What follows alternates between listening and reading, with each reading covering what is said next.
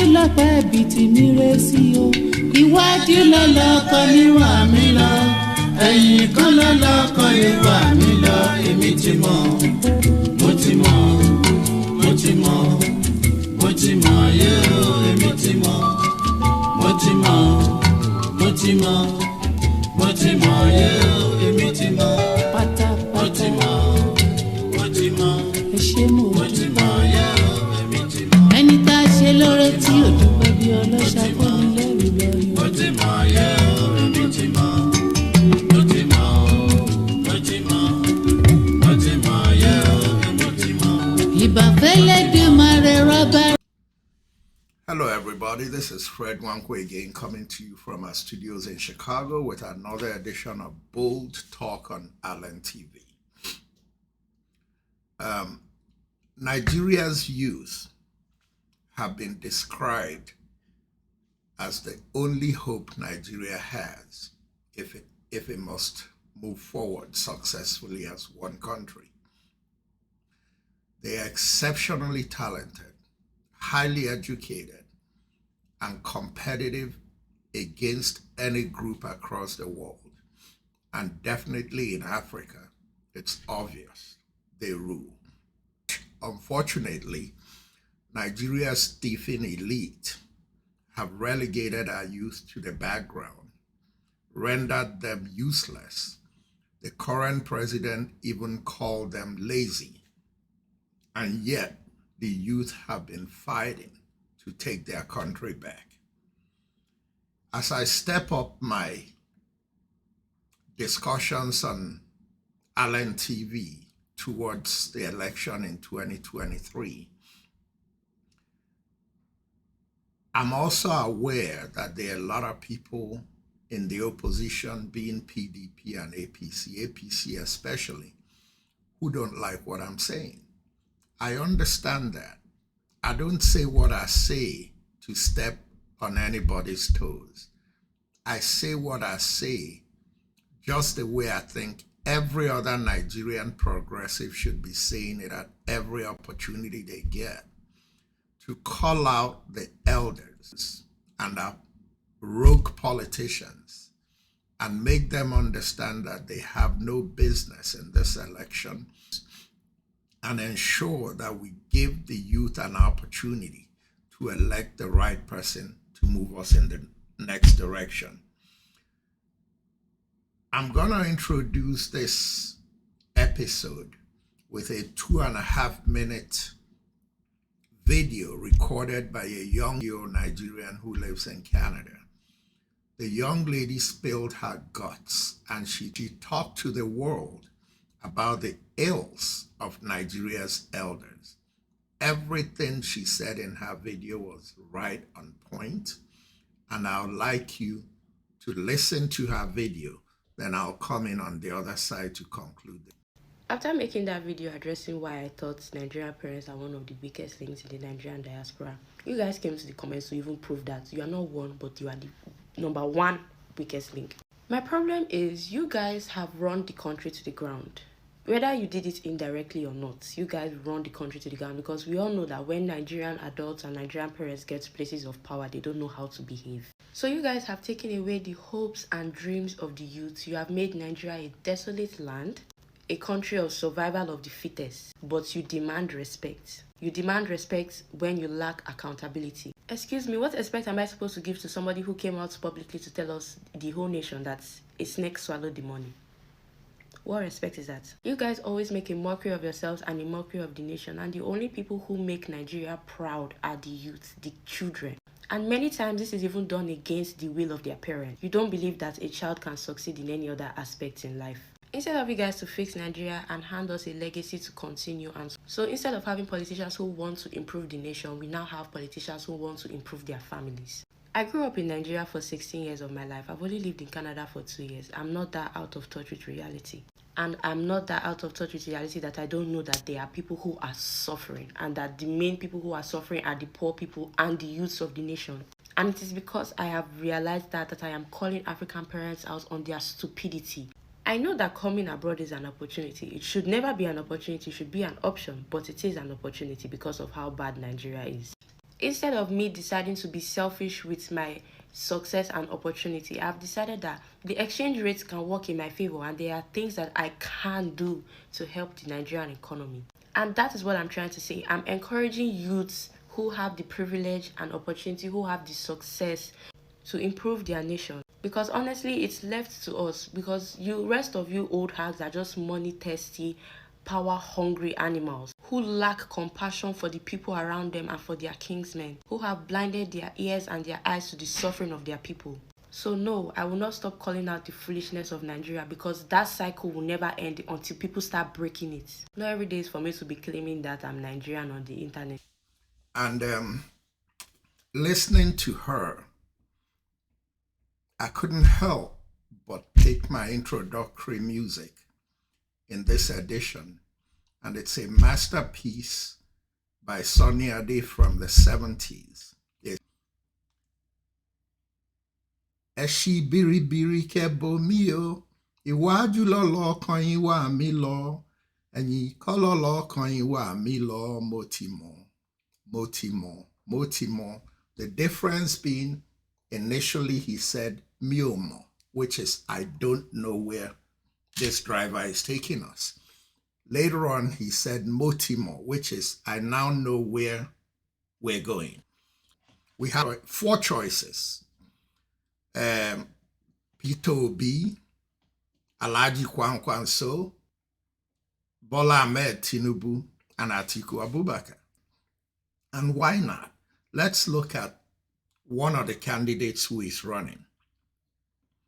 If a man tells you where he went to primary school and it turns out to be a lie, and the same man tells you where he went to secondary school and it turns out to be a lie, and the same man tells you where he went to university and there are a lot of questions and forged documents even about that, and the same man has ruled a state for 22 years, directly or indirectly, and there are a lot of questions about financial improprieties during his reign in his state, and the same man picks a vice presidential candidate with links to Boko Haram, who hosts Boko Haram, wines and dines with Boko Haram, and makes Boko Haram members of his cabinet when he was governor.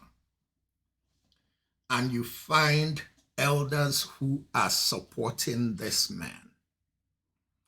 Doesn't it tell you something about the character of the elders who support this man to be the next president of a country that is grossly corrupt, in desperate need of change, and the elders are trying to dump on it a man whose antecedents tell you that the only promise he can make to you, including in his manifesto, is to lie and lie and lie to you? The choice is yours. But I continue to say one thing that is very obvious about this election. The key to this election is in the southwest of Nigeria. The southwest progressives and Nigeria's youths hold the key to this election in 2023. And it's time for the southwest progressives to take the region back that Papa Awolowo built and Nigerians all across the board cherished and admired and emulated. Over the last 22 years, that prize piece that Chief Obafemi Awolowo built has been hijacked by devil-may-care characters that anything goes, win by all means. The same thing applies to the Southeast. The pocket-happy politicians and leaders that are easily bought over by the powers that be in Asha have turned the region that Nnamdi Azikiwe and M.I. Okpara and De Samumbakwe and Odumegwu Ojukwu and CCO No and M.I. Okpara built a region that produced some of the best that Nigeria has to offer, has been relegated to crumbs. It's time for Southeasterners to take the Southeast back. If we get the Southwest back, get the Southeast back, and on the North, what can I say? A region that a few members of a cabal have tried to convert into an Islamic extremist region, raping their own people, marrying off their young girls, displacing their farmers. I don't have to tell Northern progressives that it's time for change. It's time to take Nigeria back. This young lady should become the poster child for the youth movement and the progressive movement in Nigeria. Our culture calls for us to respect elders, but what good is respecting elders that are leading you down the drain? The children who have become youth today, who were taught how to be respectful, how to avoid corruption, how not to cheat, are watching their own parents become the biggest cheaters in Nigeria. This election belongs to the youth. This election belongs to Nigeria's progressives. It's time to change Nigeria back to what it used to be. Just this week, a campaign worker, a young lady, was assassinated in Kaduna State. Her crime was that she was supporting the wrong candidate, which realistically is the choice candidate. Just last week, a young man was beaten up brutally and now sentenced to jail. What's his crime? He criticized the First Lady of Nigeria. How long can this go on? How long are Nigerians going to sit back and do nothing about this? And I'm going to conclude on this note. I was very aware that when I decided to step up my support on my show for the Obidati movement, that there are going to be people who are not going to be too happy.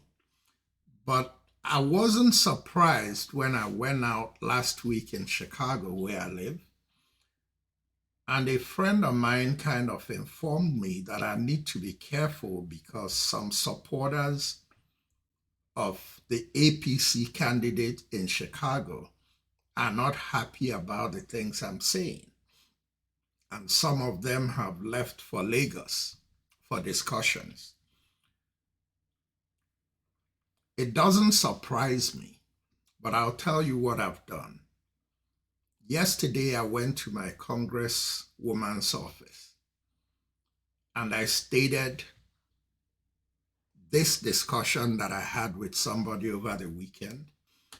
I have been assured that I shouldn't worry because, in the words of a staffer, the United States is watching Nigeria step by step heading into next year's elections. And if anything goes wrong, it's going to be investigated to the fullest, starting in Chicago and all the way to Nigeria. It gives me solace, but if anybody knows me, as Igbos will say, "Inyimade emenkoja," I'm not one to be intimidated when I know that I'm right. What I'm doing is fighting for my children, my grandchildren, and my generations unborn. Fighting for the country that has given me so much and given my generation so much.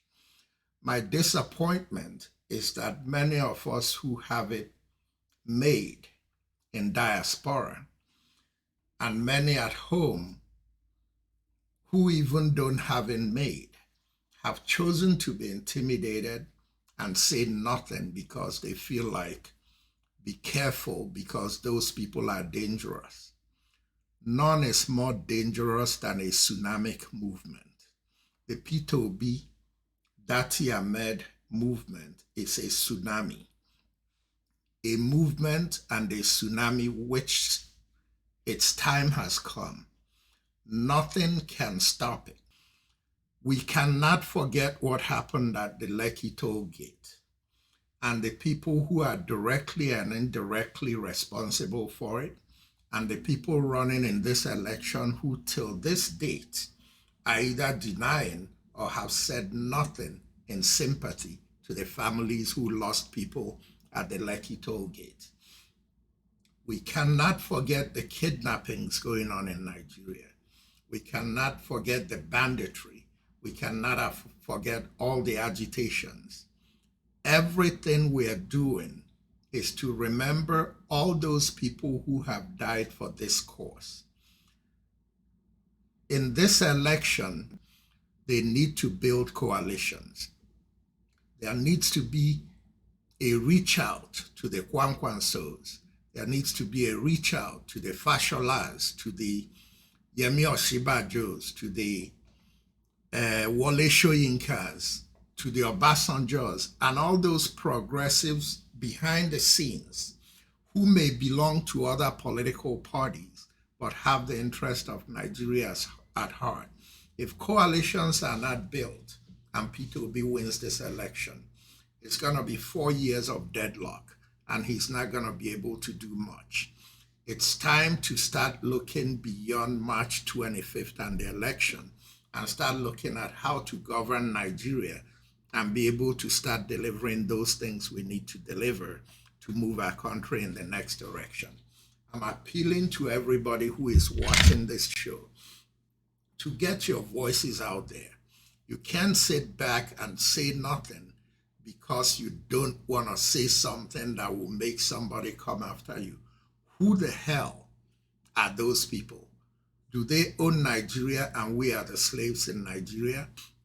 It's time to start working aggressively and strategically towards this election in 2023.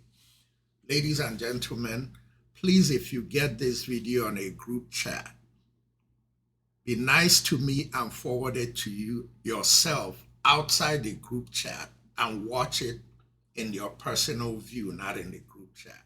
The group chats add nothing to my views on YouTube. We're trying to do more on YouTube and we can only do that with views. I appreciate you for watching. And until next time, this is Fred Nwankwo, continuing to bring you bold talk on Allen TV. We are not going to be intimidated. We need a new Nigeria. And by the grace of God, come February 2023, we're going to thank God Almighty and finally be able to hold hands together and call ourselves we the people of the same country. Thank you very much and God bless you.